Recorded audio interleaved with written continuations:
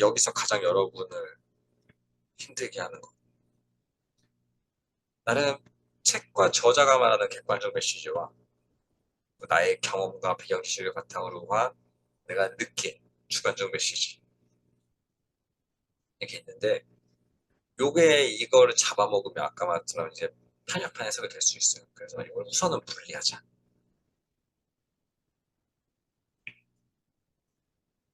그러니까 제가 미디어 리터러시는 이렇게 해야 돼라고 말을 해도 거기에 대해서 원래부터 동의하지 않았던 분들 있잖아요. 저 미디어를 긍정적으로 잘 활용하자라고 했을 때 어떤 분은 야 미디어는 우선은 최소화해야 돼. 우선은 피하고 봐야 돼라고 하는 분이 책을 읽고 나서 아, 이 사람은 이렇게 말하는구나.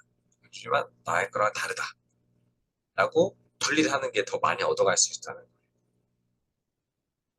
그래서 아, 이 사람이 이런 말을 하는데 아, 내가 인상 깊거나 좀 내가 갖고 가고 싶은 거랑 조금 다르네. 뭐 이런 것들 했을 때 항상 내 생각의 출처가 이 저자의 생각의 출처가 출처를 계속 확인하는 거예요. 아, 책 몇 페이지에 이런 게 있구나. 아, 나는 언제 이런 공부를 했고 이런 경험상 나는 이렇게 생각하는데 것들을 확인하는 습관이 되게 중요합니다. 왜냐하면 핵심 메시지가 여러분의 생각을 묻는 게 아니라 이 글의 핵심 메시지, 이 보고서의 핵심 메시지, 이 논문의 핵심 메시지 결국 기본적으로 저자의 생각을 많이 물어요. 핵심을. 감독의 핵심도 많이 묻고 그것을 이제 이해했냐 안 했냐 여기서 딴소리하면 난 이해를 못한 사람이 되는 거죠. 주제에 대해서 옳고 그름의 문제가 아니라 나는 이해를 했냐 못했냐로 접근을 하는 겁니다. 그리고 나서 내 생각은 이거를 더 할 수 있는 거죠. 이게 다 잡아먹으면 안 된다는 거예요. 우선 글의 핵심 메시지를 뽑는데 집중을 하자. 내가 그 메시지가 조금 이제 좋고 아니면 좀 불만스럽고 그건 좀 나중으로 미루고 하는 겁니다. 한번 이 광고를 한번 같이 보겠습니다. 여기서의 이 광고란 메시지 전달하는 사람은 버거킹이죠. 버거킹이 무슨 말을 하고 싶을까? 했을 때, 요 맥도날드 직원이 버거킹에 와서 햄버거를 시켜 먹네. 이런 연출을 통해서 우리는 이런 추론적 메시지를 뽑아내기를 버거킹은 원할 거예요. 야, 버거킹 맥도날드보다 햄버거 맛있어. 그러니까 맥도날드 직원도 오는 거지. 라는 말을 하고 싶을 거예요. 내가 맥도날드를 원래 좋아하는 입장에서는 이게 굉장히 거슬릴 수 있어요. 나도 모르게 이 메시지를 회피할 수도 있어요. 근데 그것을 분리해가지고 아, 버거킹은 이런 말을 하고 싶어 하는구나. 하지만 나는 동의하지 않아. 이렇게 분리해서 생각하는 게 중요합니다. 이것도 보시면 우리가 그냥 객관적으로 뭔가 해석을 하는 것 같지만 사실 우리는 의미주를 막 우리가 만들어내요. 주관적으로. 보시면 캠립부지, 캠브리지라고 한 것 같은데 캠립부지. 이런 순서를 다 바꿔놔도 우리는 의미 중심으로 읽을 수 있어요. 캠브리지 대학의 연구 결과에 따르면 이렇게 할 수 있어요. 이렇게 할 수 있는 이유는 우리가 어떤 맥락을 바탕으로 인지를 하기 때문이에요. 그러니까 우리는 없는 말도 지어낼 수 있어요. 과학이 하면. 그래서 지어내지 않도록 꼼꼼히 해석하는 습관을 갖는 것. 세부 내용을 정확히 파악하려고 노력하는 게 중요합니다. 우리가 요즘 말하는 뇌피셜이 아니라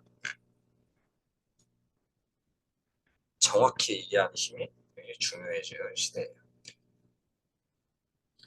그래서 뭐 이렇게 꼼꼼히 잘 읽으려고 하고 이렇게 요즘은 특히 온라인에서 스크롤 내리면서 막 보다 보면은 막 이렇게 붙잡고 대충대충 읽고 막 이러는데 이러면 이 빈칸들을 제대로 읽지도 않고 나의 뇌피셜로 채우는 경우가 많아요.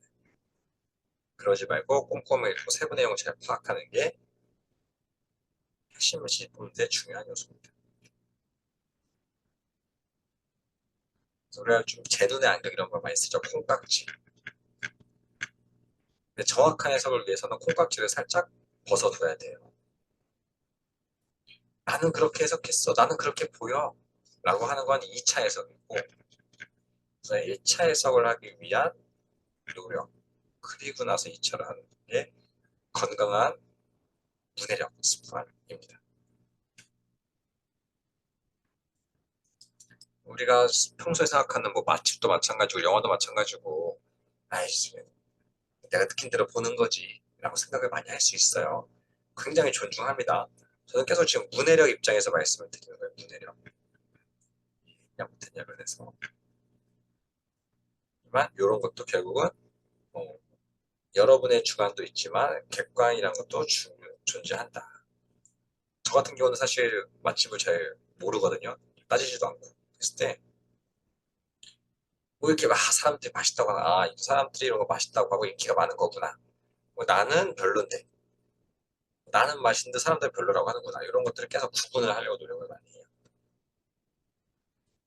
이게 여러분의 핵심 메시지 파악하는데 도움이 많이 되는 훈련입니다.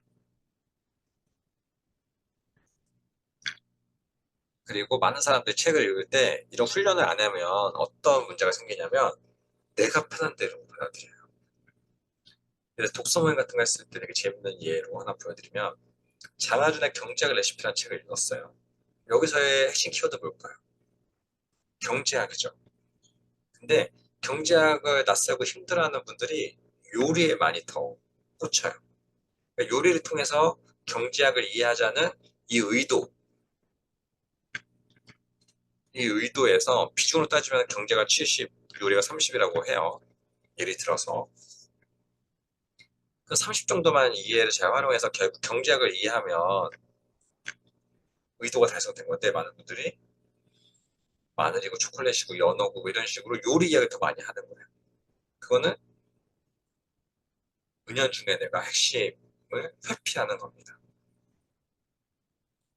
그래서 이 책에서도 뭐 바하나 공화국에 대한 이야기가 막 나와요. 바하나 공화국의 노동력 착취.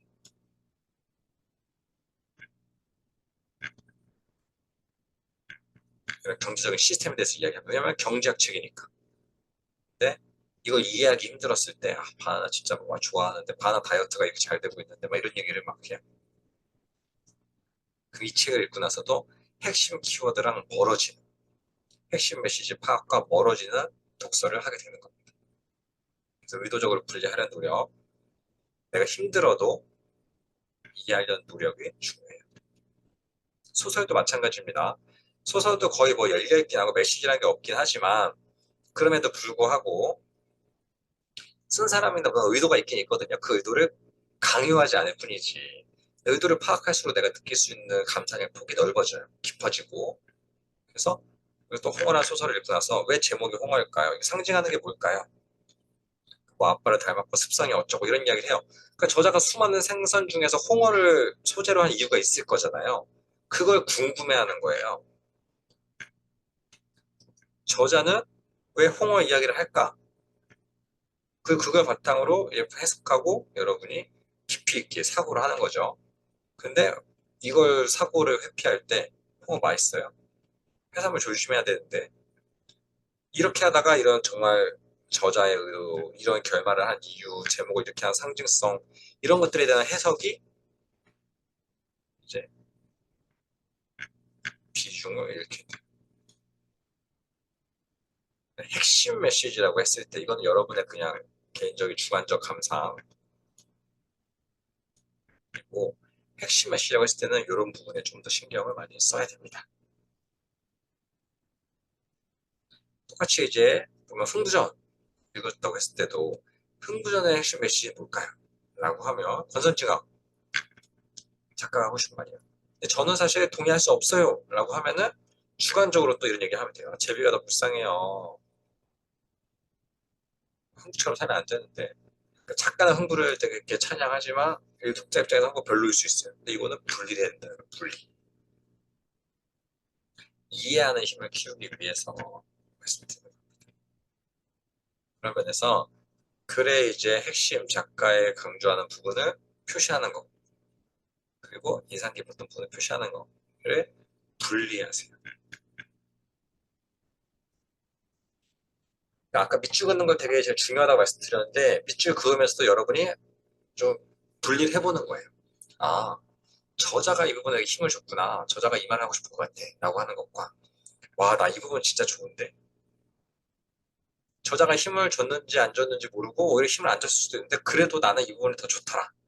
표시하는 거예요. 그것도 중요하니까. 중요하지 않다는 게 아니야. 여러분의 주관이. 분리를 하라고 말씀을 드리는 겁니다.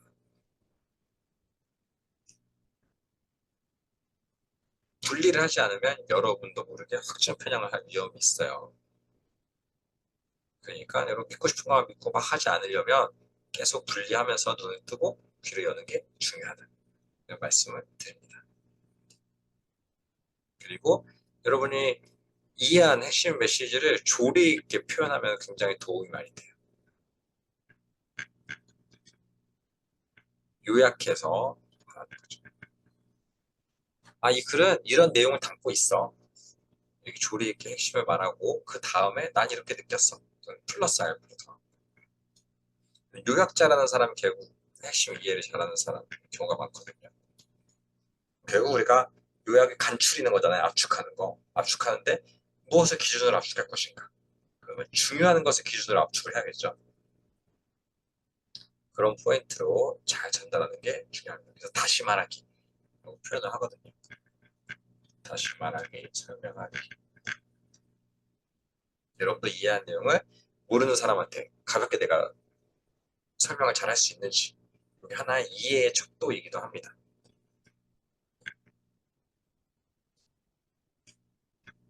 한번 정리를 할게요. 여러분 책의 표지나 제목이나 목차, 소주제 등등 단서를 적극적으로 활용하시고 그리고 무엇이 더 중요한지 판별하는 거 포인트. 판별한 것들도 또 이제 결국 분리. 내가 좋은 것과 저자 강조하는 것 분리. 사실 쉽지 않아요. 완벽하게는 그러니까 노력을 계속 하는 거예요. 나아가서 설명하기. 건조하게라고 표현한 거는 좀 객관적인 설명을 하라는 거예요.